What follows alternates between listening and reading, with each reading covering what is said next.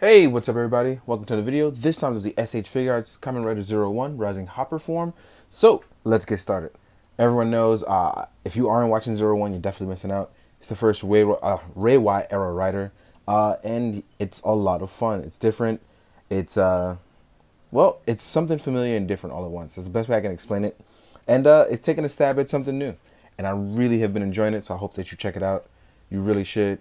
In the meantime, let's talk about the SHF. This was an introductory rider. They introduced the price of him, I believe, was like $35, $45 or whatever. And it's being offered in Japan, which is sold out, which I happen to get the Japanese version. Then they're offering through the US through Bluefin. And it's really dope to see this guy in person and have it. Gotta honestly say, very happy with it. I only have one minor gripe, and I think that's an issue personally with mine. Otherwise, I can't really complain. But let's jump into it and talk about it. First off, I want to start by saying the proportion of this guy look very nice, especially for something that's not considered a renewal. It is definitely a plain old body, and they definitely took the time to have a lot of fun with this figure. Our articulation, we're going to start here with articulation. And we're going to go up with the head, as you can see. You can look up, you can look down, we can tilt left and right. The collar is made so that you have a lot of room to breathe. It's like a really sleek design. Now, our shoulder pads are attached to our arms, which is probably one of my favorite parts because I hate when it's attached to the actual torso. It causes nothing but troubles for me. And I wanted to talk about this one problem that I have is that my left shoulder pad definitely does not stay on. Now, it's probably just a me issue, but it's a little bummed out, but whatever. Not too much of a big deal. I could probably fix it by shaving it down just a little bit. Now, normally our arms would go up and you see the shoulder blade move with it. Mine's actually pops off like that. I think that's my only gripe, and it's going to give me a pain in the butt for photos, but I think just keeping them still, I'll be just fine. But photos is going to get a little frustrating as I forget and probably try to move that around. So, yeah, I think that's my only gripe that I have with the figure that I know of, but we'll go over and talk more about it and see where it leads me, right? We have our standard bicep swivel. Our arms are double jointed, so actually you can get a nice bit of range here. You have that 360 rotation in there that allows you the good range of movement to go up, down, and you can actually push it in a little bit to streamline it to make sure that it doesn't look crazy. So when you even pull out the arm to give you that extra bit of articulation, you have that room. You have your standard SHF joints, and it's crazy because he definitely starts out with the open palm hands, as most riders start out with their fist out. This guy starts out with the open palms based off his actual well, when you watch the show, you'll see his mannerisms. Now, as far as the upper torso movement, we have a left and a right swivel.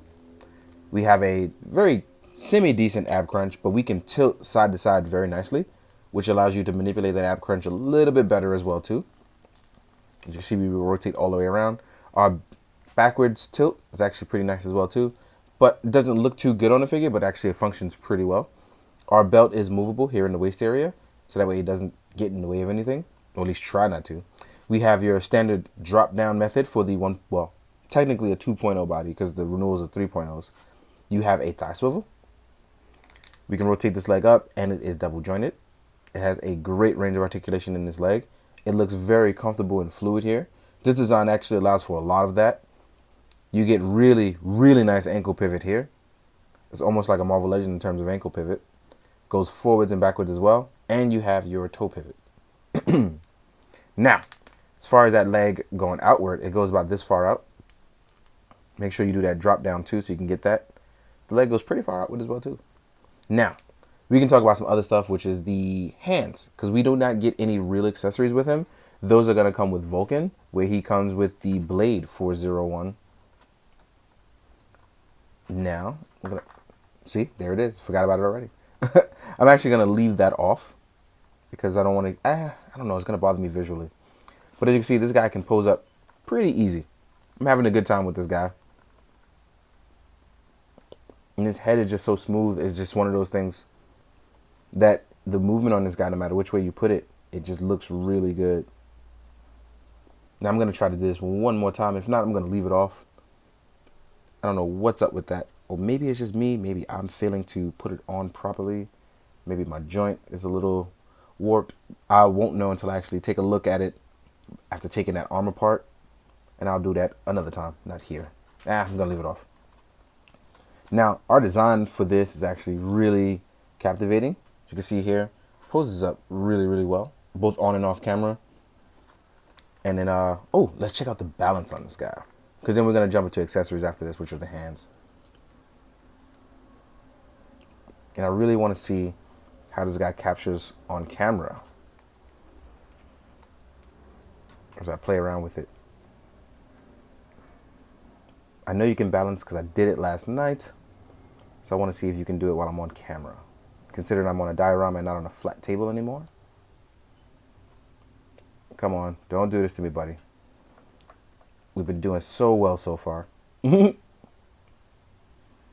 it looks like he can balance. I'm just having a bad time balancing him on a diorama. Oh, no, I spoke too soon. I always speak a little too soon, so there we go. One of my favorite things.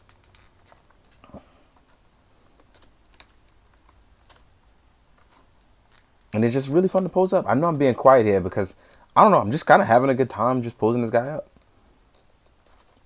Even if I just switch sides. It's a fun toy. It's a simple, fun toy. Now, we're going to talk about the accessories. As you can see, he came with the standard open palms here. You do get 2 closed fists for punching your bad guys. You're going to get weapons for holding items. These are actually trigger hands. So you can actually hold items with this. And I'm actually going to leave one of these out because what the cool thing is that they did is for his progress key, you can actually remove it from the belt. So he can actually hold it in one of those hands. So even when you want to do a finisher or you want to change progress keys, like in the show, you can actually put it in these hands to be held. If you're not holding a weapon. But you can give him other weapons, I guess. So yeah, you can hold a progress key. It's so tiny though. It's hard to capture. There we go. So I'm going to leave that off to the side now. Then you'll get 2 pointing hands. You'll get 1 point. Oh, sorry. This may actually be the proper hand for progress key. No, this is a pointing hand. But this one is more so for holding the progress key, if you want. So this is the actual one for holding the progress key, which I failed to do the first time.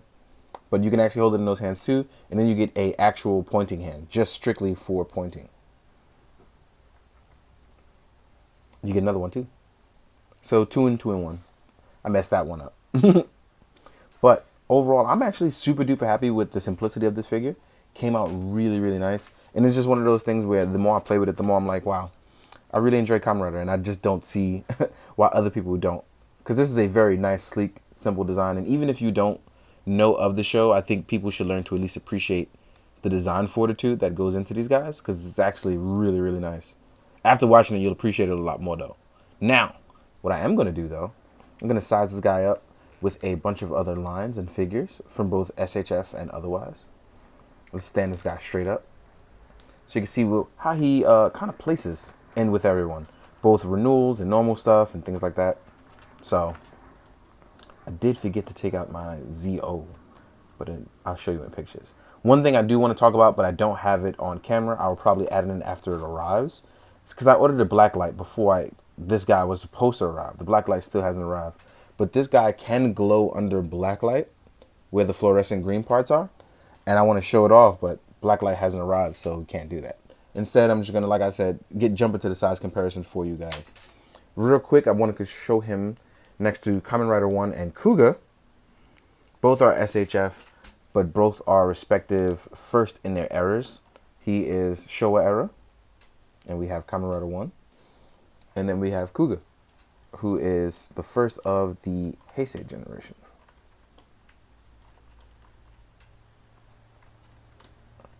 Now you can see 01 fits right in.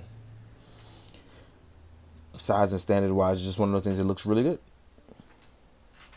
Next up, we're going to compare him to a Marvel Legends Spider-Man. You can't see him stand for some reason. A Lightning Collection Blaze. Is it Blaze? Yeah, Blaze. I was about to say Enter again. So although he's smaller, he does look sleek enough to kind of fit into the line. Next up, we have Articulated Icons Ninjas. That always happens.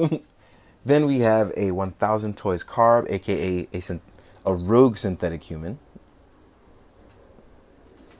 And I think the synthetic humans definitely will shine here, considering what the show's motif is.